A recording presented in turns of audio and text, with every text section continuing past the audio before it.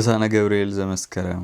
ሰማይን በከዋክብት ያስጌጠ ምድርንም በልምላሜ የሸፈነ መሰረቷንም በነፋስ አውታር ያጸና ትሑቱን ከፍ ከፍ የሚያደርግ ድሃውን የሚያበለጽግ ይቅርታን ያደርግልን ዘንድ ከኛ ዘንድ ምስጋና የሚገባው ከዓለም አስቀድሞ በአንድነቱ በሶስትነቱ ጸንቶ የሚኖር አንድ አምላክ በሚሆን በአብ በወልድ በመንፈስ ቅዱስን በማመን በመስከረም 19 ቀን የሚነበብ የቅዱስ ገብርኤል ድርሳን ይህ ነው። አማላጅነቱ ለሁላችንም ይደረግልን ለዘላለሙ አሜን። በአብያ ቤት ከሚያገለግሉ ልዑካን መካከል ዘካርያስ የሚባል ካህን ነበር። ሚስቱም ከአሮን ወገን የምትሆን ኤልሳቤት ትባላለች። ሁለቱም ደጋጎችና ንጹሐን የእግዚአብሔርን ትእዛዝ ጠብቀውና በሕጉም ጸንተው የሚኖሩ ነበሩ። ነገር ግን ኤልሳቤት መካን ስለሆነች ልጅ አልነበራቸውም፣ በዕድሜም አርጅተዋል። ስለዚህም ዘካርያስ ልጅ ስጠኝ እያለ ወደ እግዚአብሔር ሲለምን ኖረ።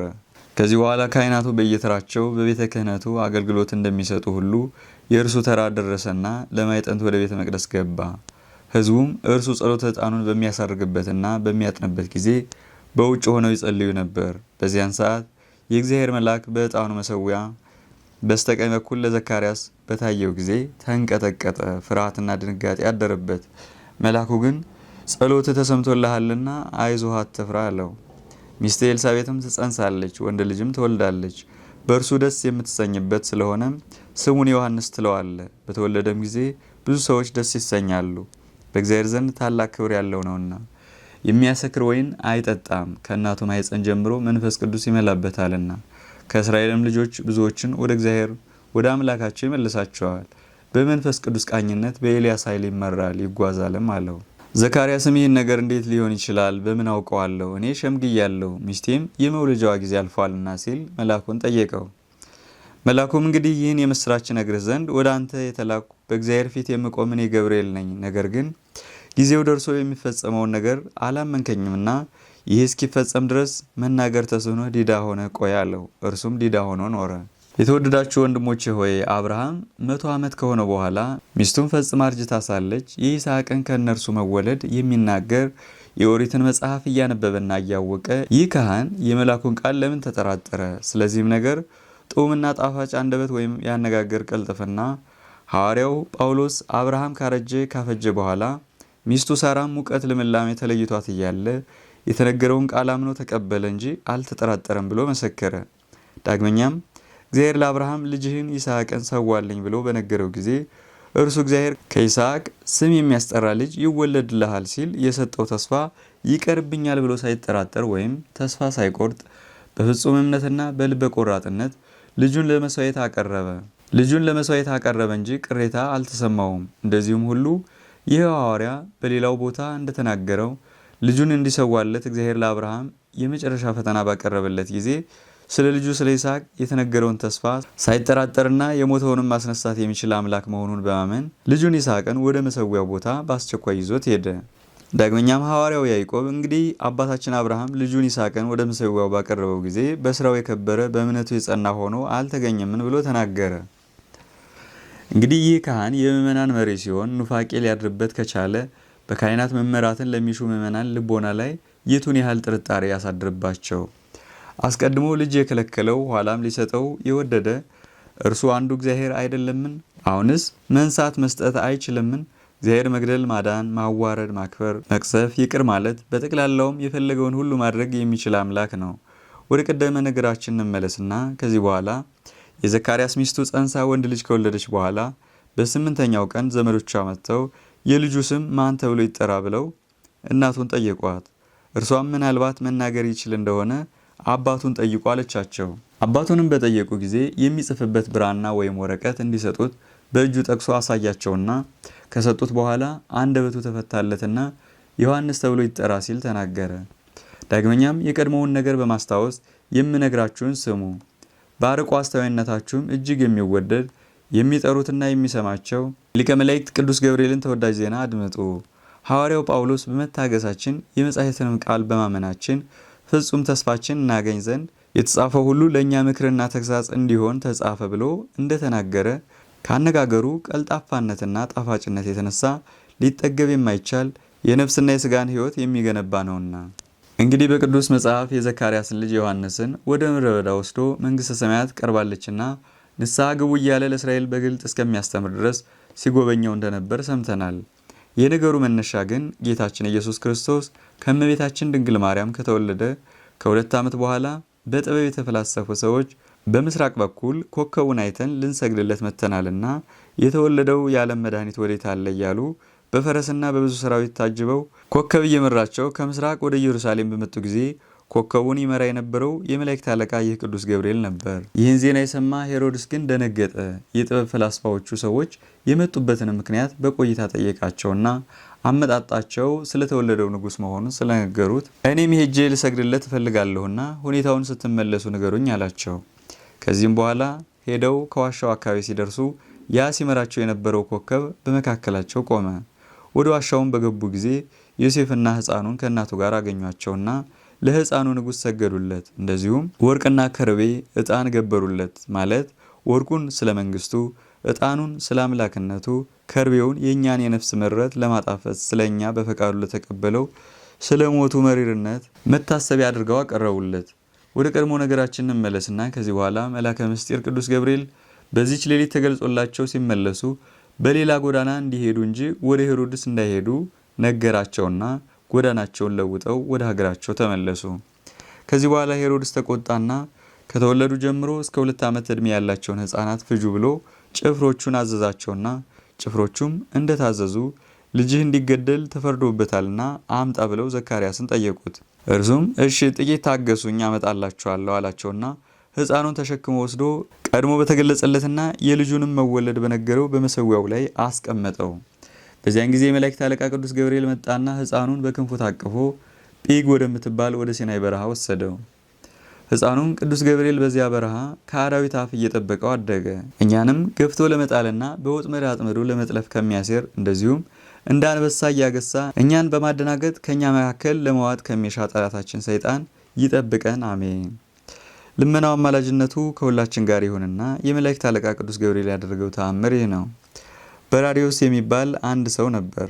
በዚያን ወራት ነግዶ በሚያገኘው ትርፍ ለኑሮ መተዳደሪያ እንዲሆነው 100 ወቄት ወርቅ ከአንድ ሀብታም ሰው ለመበደር አሰበ። ከዚያም ከባለጸጋው ዘንድ ሄዶ ባገኘው ጊዜ ወርቅ አበድረኝ ብሎ ጠየቀው። ባለጸጋውም ገንዘቤ በከንቱ እንዳይቀር የሚዋሰሰው አምጣና አበድርሃለሁ አለው።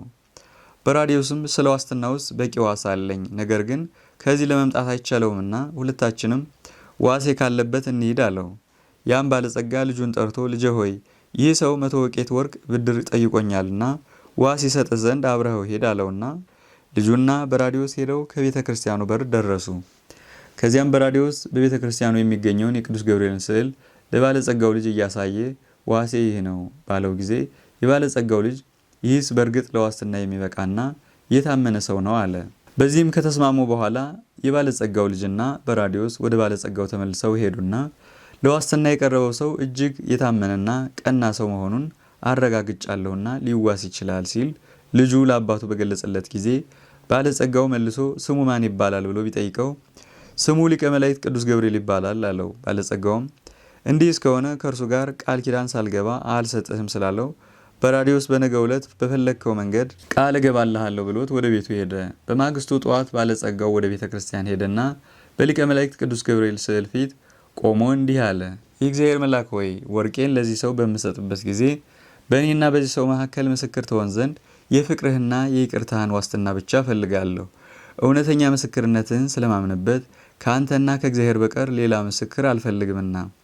ይህንንም ከተናገረ በኋላ ባለጸጋው ለሊቀ መላእክት ቅዱስ ገብርኤል ሰግዶ ወደ ቤቱ ሄደና የሚመልስበትን ጊዜ በ1 ዓመት ወስኖ ነግዶ ያተርፍበት ዘንድ ለበራዲዮስ 100 ወቄት ወርቅ ከሰጠው በኋላ ነግዶ ያገኘውንም ትርፍ ከባለጸጋው ጋር ራሱ በራዲዮስ እኩል ሊካፈሉ ተስማሙ።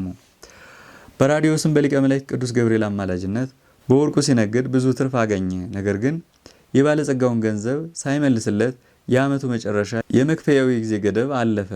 ቀጠሮውን አክብሮ እንዳይከፍል ሰይጣን አይነ ልቦናውን አሳውሮታልና። ይልቁንም ይኸው በራዲዮስ እንዲህ ሲል አሰበ። መናገር ከማይችል ከሊቀ መላእክት ቅዱስ ገብርኤል ስዕል በስተቀር የሰማና ያየ የሰው ምስክር የለም፣ ወይም የፈረምኩበት የጽሑፍ ሰነድ አይገኝም። ስለዚህ ባለጸጋው ገንዘቤን ስጠኝ ብሎ ቢጠይቀኝ እክደዋለሁ እንጂ አለብኝ ብዬ አላምንም አለ። ከዚህ በኋላ ባለጸጋው በራዲዮስን ጠርቶ በውለታችን መሰረት ወርቄን ከነትርፉ ስጠኝ፣ እኔ በእጄ መዝኜ እንደሰጠው አንተም ውለታዬን አስበህ በፍቅር ክፈለኝ አለው። በራዲዮስ ግን ምን የሰጠኸኝ ነገር አለ በማለት ካደው። ባለጸጋውም በአነጋገሩ እየተደነቀ ወርቄን እንደሰጠው አውቀ ትመልስልኝ ዘንድ ፈቃድህ ይሁንና እስኪ በልቦና ሐስብ፣ በአእምሮህም ተመራመር አለው። በራዲዮስ ግን በሐሳቡ በመጽናት እንደሰጠኸኝ የሚያውቅልህ እውነተኛ ምስክር ካገኘ ወርቅህን ከነትርፉ መልስልሃለሁ አለው። ባለጸጋውም የበራዲዮስን የመጨረሻ ቃል በሰማ ጊዜ ሁለቱም ተያይዘው ወደ ቅዱስ ገብርኤል ቤተክርስቲያን ሄዱ። ባለጸጋውም በመልአኩ ስዕል ፊት ቆመና ጌታዬ ቅዱስ ገብርኤል ሆይ በእኔና በዚህ ሰው መካከል የተደረገውን አንተ ታውቃለህ። እኔ ገንዘቤን እንጂ የእርሱን ገንዘብ አልሻም። ስለሆነም ወርቄን ስሰጠው አንተን አምኜ ነውና ፈጥነህ ትፈርድልኝ ዘንድ የእግዚአብሔር ፈቃዱ ይሁንልኝ እያለ ተማጸነ። ባለጸጋውም ይህን ካለ በኋላ በራዲዮስን ምስክሬ ይህ ነው፣ እስኪ በእርሱ ፊት ማል ቢለው በሐሰት ማለ። በዚህም ጊዜ በራዲዮስ በምድር ላይ በግንባሩ ወደቀና መንቀሳቀስ የማይቻለው ሆኖ እንደ ድንጋይ ድርቅ ብሎ ቀረ። ይህን ይመለከቱ የነበሩ ሰዎች ሁሉ ትንፋሹ ፈጽሞ ስለተቋረጠ ደነገጡ። ሌሎችም ሰዎች ይህን ታምራት ለማየት ተሰበሰቡ። በዚህም ጊዜ በዚያ የተሰበሰበው ሁሉ የመላእክት አለቃ የሚሆን የቅዱስ ገብርኤል አምላክ የማይለወጥ የማይናወጥ አንድ አምላክ ነው፣ እንደርሱም ያለ አምላክ የለም ተባባሉ። ያም ከሃዲ ሰው በምድርና በሰማይ መካከል በአየር ተሰቅሎ በጭንቅ ላይ ሳለ አቤቱ ጌታዬ ሊቀ መላእክት ቅዱስ ገብርኤል ሆይ ስለ ሃይማኖቴ ጉድለት ይቅር በለኝ፣ በገናናው ኃይልህም ተማጽኛለሁና ይቅርታ አድርግልኝ። ክቡር በሆነው ስዕል ፊት ከማልኩ በኋላ የበደልሁትን በደል አቃልልኝ እያለ በታላቅ ቃል ይጮህ ጀመር። ሕዝቡም እንዲህ እያለ ሲጮህ በሰሙ ጊዜ ሁሉም በየወገናቸው አለቀሱ። ከዚህ በኋላ ቸርነቱ ጥልቅ ምሕረቱ ምጡቅ የሚሆን እግዚአብሔር በቅዱስ ገብርኤል አማላጅነት ንስሐውን ተቀብሎ ከተሰቀለበት አወረደው። ወዳጆቹ አእምሮው እስኪመለስና የተናገረውን እስኪያስታውስ ድረስ በተለየ ቦታ አስቀመጡት። ሰውነቱን ካወቀ በኋላ ተነስቶ ሄዶ ወርቁን ከነተርፉ አመጣና ለባለጸጋው ሰጠው። ባለጸጋውም ለሊቀ መላእክት ቅዱስ ገብርኤል ቤተክርስቲያን ወርቁን መባ አድርጎ ሰጠው። መኖሪያውንም በቅዱስ ገብርኤል ቤተክርስቲያን አጠገብ አድርጎ እስከ ዕለተ ሞቱ ድረስ ለቅዱስ ገብርኤል ቤተክርስቲያን እያገለገለ ኖረ። በረከቱ ሁላችንንም ለዘላለሙ ይጠብቀን፣ አሜን። አማላጅነቱ ለሁላችን ይደረግልንና የመላእክት አለቃ ቅዱስ ገብርኤል ያደረገው ተአምር ይህ ነው። በዚያ ወራት ማርያም ተነስታ ገሊላ ወደምትባል ወደ ይሁዳ ሀገር ሄደች። ከዘካርያስም ቤት በገባች ጊዜ ኤልሳቤጥ መጽነሷን አወቀችና ለሚፈሩት ሰዎች የሚሰጠውን የእግዚአብሔርን ቸርነት እያደነቀች ሰላምታ ሰጠቻት። ይቅርታና ቅንነት ተገናኙ፣ ጽድቅና ሰላም አንድ ሆኑ ብሎ ዳዊት እንደተናገረ በኤልሳቤጥ ማኅፀን ያለው ሰገደ፣ ከማኅፀንም ወጥቶ በፊቱ ሊሰፍክ ፈለገ። ለመውጣት የማይቻለው ቢሆን ግን ኤልሳቤጥ የማርያምን ቃል በሰማች ጊዜ ጽንሱ በማኅፀኗ ዘለለ ተብሎ በወንጌል እንደተነገረ በትንቢት መንፈስ በእናቷ አንደበት አሰምቶ ተናገረ። በኤልሳቤጥም ላይ መንፈስ ቅዱስ ስለመላ የጌታዬ እናቱ ወደ እኔ ትመጪ ዘንድ እኔ ምንድን ነኝ? እነሆ አሁንም የሰላምታሽን ድምፅ በሰማሁ ጊዜ ከደስታው የተነሳ በማኅፀን ያለው ጽንስ ዘሏልና አንቺ ከሌሎች ሴቶች ሁሉ ተለይተሽ የተባረክሽ ነሽ፣ የማኅፀንሽን ፍሬ ቡሩክ ነው በማለት አሰምታ ተናገረች። ዳግመኛም ሁሉን በኃይሉ የሚሸከም እርሱን የተሸከምሽው መንፈሳዊት ወይ በእውነት ልትሸከሚው ተገቢሽ ሆነ። ከሰማያትም በላይ ከፍ ከፍ አልሽ። ሰማያት የማይወስኑት የመላእክት ሰራዊት ሊያዩት የማይቻላቸው በማኅፀንሽ አድሯልና በማለት አሰምታ ተናገረች።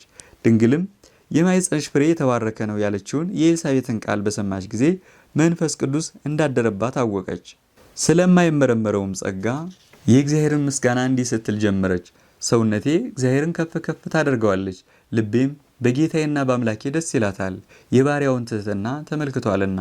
እነሆ ከዛሬ ጀምሮ ትውልድ ሁሉ ያመሰግኑኛል፣ ታላቅ ኃይል አድርጎልኛልና። ስሙም ቅዱስ ነው።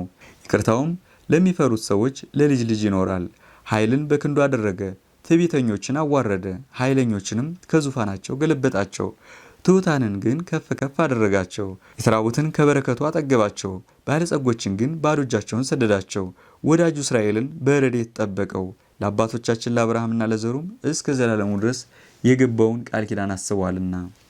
የአብርሃም ዘር የተባልን እኛ የእግዚአብሔርን ቃል ለመቀበል የተዘጋጀን ነን። ስለሆነም በኢየሱስ ክርስቶስ ያመን እኛን ለትምህርት አጽናን። የአብርሃም በረከቱ በኢየሱስ ክርስቶስ ለአሕዛብ ይሰጣቸው ዘንድ በሃይማኖትም የመንፈስ ቅዱስን ተስፋ ያገኙ ዘንድ እንደተጻፈ ሁሉ በላያችን ለተጠራ ለእኛም አንድነትን ስጠን።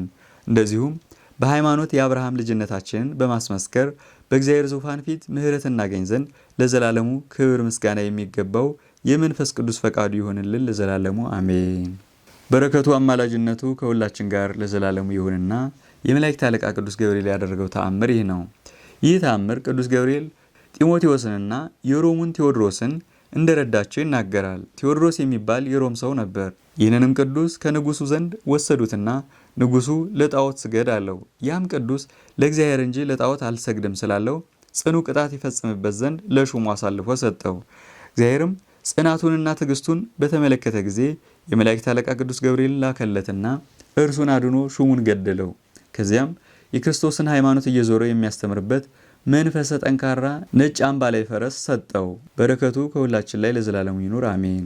ገብርኤል ሆይ መንፈሳዊ ፈረስን እንደሰጠ ሰላምታ ለሚገባው ለጦረኛው ቴዎድሮስ ወዳጅህ መሬታዊ ሥጋዬን ከነፍሴ ጋር ሳማጽንህ ወደ ሰማይ ለመሄድ በተነሳው ጊዜ መንገዴን እየመራህ ባለሟልነትን ትሰጠኝ ዘንድ እቆማለሁ ከፊትህ።